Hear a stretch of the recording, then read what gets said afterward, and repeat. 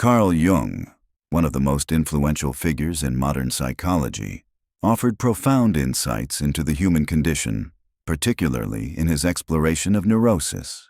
In his seminal work, Symbols of Transformation, Jung writes, "The perpetual hesitation of the neurotic to launch out into life is readily explained by his desire to stand aside so as not to get involved in the dangerous struggle for existence. But anyone who refuses to experience life must stifle his desire to live. In other words, he must commit partial suicide." This powerful statement encapsulates Jung's view that neurotic suffering is not merely a psychological ailment, but a signal of a deeper existential conflict, a refusal to fully engage with life. For Jung, neurosis is a call to action, an invitation to step off the sidelines and embrace a life of purpose, authenticity, and personal growth. In this video, we will explore Jung's perspective on neurosis, its causes, and the path to recovery. We will delve into the importance of self-acceptance, the dangers of avoidance, and the necessity of bold action in overcoming neurotic suffering. By examining Jung's ideas and their relevance to modern life, we aim to provide a roadmap for those grappling with anxiety, fear, or indecision, offering practical insights into how they can reclaim their vitality and live more fully. Jung viewed neurosis not as a random affliction, but as a meaningful response to a conflicted way of living. Unlike Freud, who often traced psychological issues back to childhood traumas or repressed desires, Jung believed that the root of neurosis lies in the present. As he wrote in Freud and Psychoanalysis, the outbreak of the neurosis is not just a matter of chance. As a rule, it is most critical. It is usually the moment when a new psychological adjustment, a new adaptation, is demanded. In other words, neurosis emerges when an individual's current life path is misaligned with their deeper needs, desires, or potential. This perspective reframes neurosis as a prospective signal rather than a mere pathology. It is the psyche's way of alerting us to the need for change, much like a warning light on a car dashboard indicates a mechanical issue. For example, a person who feels paralyzed by anxiety in social situations may be avoiding the task of building meaningful relationships, while someone plagued by obsessive thoughts may be resisting the call to pursue a creative or professional ambition. The symptoms of neurosis, whether anxiety, phobias, or compulsive behaviors, are not the problem itself, but manifestations of a deeper refusal to engage with life's demands. Jung's prospective view of neurosis is empowering because it suggests that suffering is not an end state but a starting point for transformation. The outbreak of a neurosis is a critical juncture, a moment when the individual is called to reassess their priorities, confront their fears, and forge a new path. However, this transformation requires a fundamental shift in attitude, one that prioritizes self-awareness, courage, and action over avoidance and denial. One of the hallmarks of neurotic suffering is the tendency to avoid situations, activities, or responsibilities that trigger discomfort. For many, this avoidance begins as a coping mechanism, a way to manage overwhelming anxiety or fear. A person with social anxiety, for instance, might decline invitations to gatherings, believing that staying home will preserve their peace of mind. Similarly, someone with perfectionist tendencies might procrastinate on a project, fearing that their work will not meet their impossibly high standards. At first, avoidance may seem like a viable strategy. By steering clear of triggers, the neurotic individual can temporarily reduce their distress and maintain a semblance of control. However, as Jung warns in Symbols of Transformation, flight from life does not exempt us from the law of age and death. The neurotic who tries to wriggle out of the necessity of living wins nothing and only burdens himself with a constant foretaste of aging and dying, which must appear especially cruel on account of the total emptiness and meaninglessness of his life. Over time, the practice of avoidance snowballs, leading to a progressively restricted existence. What begins as a minor inconvenience, skipping a social event or delaying a task, can escalate into a life dominated by fear and isolation. The individual's world shrinks as they withdraw from relationships, opportunities, and personal aspirations. This self-imposed exile is what Jung refers to as partial suicide, a state in which the individual stifles their desire to live fully, sacrificing their potential for growth and fulfillment. The tragedy of avoidance is not only the loss of external experiences, but also the erosion of inner vitality. By refusing to engage with life's challenges, the neurotic individual becomes trapped in a cycle of self-doubt, rumination, and regret. The energy that could be channeled into creative pursuits, meaningful connections, or personal development is instead consumed by the effort to maintain a fragile sense of safety. As Jung notes, this path leads to a life that feels empty and meaningless, haunted by the specter of unfulfilled potential. The road to recovery from neurosis begins with a simple yet profound act: self-acceptance. For Jung, self-acceptance is the antidote to the neurotic's tendency to falsify reality, whether by denying their flaws, blaming external circumstances, or fleeing from difficulties. In Civilization in Transition, he writes, "A neurosis is not a disgrace. It is not a fatal disease, but it does grow worse to the degree that one is determined to ignore it. Ignoring the reality of one's condition only deepens the suffering, while acknowledging it opens the door to healing." Self-acceptance does not mean condoning one's shortcomings or resigning oneself to a life of mediocrity. Rather, it involves taking an honest look at who we are, our strengths, weaknesses, desires, and fears, without judgment or distortion. This process can be daunting, as many people fear what they might discover if they confront their true selves. However, Jung argues that this fear is misplaced. In Symbols of Transformation, he suggests that self-acceptance is liberating, freeing up the energy that was previously spent on denial and self-deception. This energy can then be redirected toward personal growth and recovery. One practical way to cultivate self-acceptance is to seek the perspective of others.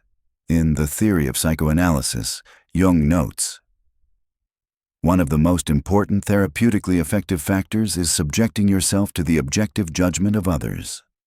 By turning to a trusted friend, mentor, or therapist, we can gain a clearer picture of our character and behavior, unclouded by our own biases or insecurities. This external feedback can help us identify blind spots, recognize patterns of avoidance, and develop a more balanced view of ourselves." Another key aspect of self-acceptance is recognizing the trajectory of our current path. Many neurotics, especially in the early stages of their illness, believe that they can manage their symptoms indefinitely, avoiding triggers while still leading a relatively comfortable life. However, as Jung emphasizes, this strategy is unsustainable. The longer we cling to avoidance, the more our lives contract, until we are left with a mere shadow of the existence we could have led. By honestly assessing where our neurotic tendencies are leading us, we can summon the motivation to change course before it's too late. While self-acceptance lays the foundation for recovery, the real solution lies in action. Jung believed that neurotics must stop being passive observers of life and instead venture into the strange world with all its unforeseen possibilities, symbols of transformation. This call to action is not about achieving immediate success or conquering all fears overnight. Rather, it is about taking small, deliberate steps toward engagement with the external world, whether through pursuing a passion, building relationships, or tackling long-avoided responsibilities. For many neurotics, the prospect of action is paralyzing. They may feel overwhelmed by the uncertainty of what lies ahead, or fear that their efforts will end in failure. In response, they often seek guarantees or clear instructions about what to do and how to do it. However, Jung cautions against this mindset. In some crucial points in psychoanalysis, he writes, "What direction the patient's life should take in the future is not ours to judge. We must not imagine that we know better than his own nature, or we would prove ourselves educators of the worst kind. It is better to renounce any attempt to give direction, and simply to try to throw into relief everything that the analysis brings to light, so that the patient can see it clearly and be able to draw suitable conclusions. This passage underscores Jung's belief in the importance of self-discovery. Recovery is not about following a prescribed path, but about uncovering one's own unique purpose. To aid in this process, Jung suggests reflecting on our deepest aspirations and desires. A useful exercise, inspired by Jung's colleague Alfred Adler, is to imagine ourselves free from neurosis and the fear of judgment. In this liberated state, what would we choose to do? Who would we strive to become? Our dreams, fantasies, and even fleeting moments of inspiration can offer clues about the direction our lives should take. Jung also advises against the pitfalls of conformity. For some neurotics, their suffering stems from a misalignment between their inner values and the expectations of society. As he notes in some crucial points in psychoanalysis, so it comes about that there are many neurotics whose inner decency prevents them from being at one with present-day morality, and who cannot adapt themselves so long as the moral code has gaps in it which it is of the crying need of our age to fill. These individuals are not ill because they lack the ability to conform, but because they have yet to find a way to express their unique aspirations. For them, recovery involves embracing their role as bearers of new cultural ideals, forging a path that aligns with their deepest convictions. For others, neurosis arises not from a rejection of societal norms, but from an unwillingness to face universal human tasks, such as forming relationships, pursuing meaningful work, or confronting mortality. In these cases, recovery requires a willingness to engage with these tasks, even in the presence of fear. As Jung writes in The Theory of Psychoanalysis, previously, because of his illness, the patient stood partly or wholly outside life. Consequently, he neglected many of his duties, either in regard to social achievement or in regard to his purely human tasks. He must get back to fulfilling these duties if he wants to become well again. One of Jung's most hopeful insights is that neurosis, while painful, offers a unique opportunity for growth. Far from being a curse, it can serve as a catalyst for discovering a more fulfilling path in life. As he writes in Symbols of Transformation, recovering from a neurosis can lead to a level of psychological health and a degree of resilience not found in those who never endure such suffering. This perspective transforms neurosis from a source of shame into a potential blessing, a chance to confront our limitations, clarify our values, and build a life of greater authenticity and purpose. The process of recovery is not without its challenges. As we begin to step into the world, our symptoms may intensify and our fears may resurface with renewed vigor. However, Jung reminds us that the suffering associated with action is fundamentally different from the suffering of neurosis. In general aspects of psychoanalysis, he writes, whereas the neurosis and the troubles that attend it are never followed by the pleasant feeling of good work well done, of duty fearlessly performed, the suffering that comes from useful work and from victory over real difficulties brings with it those moments of peace and satisfaction which give the human being the priceless feeling that he has really lived his life.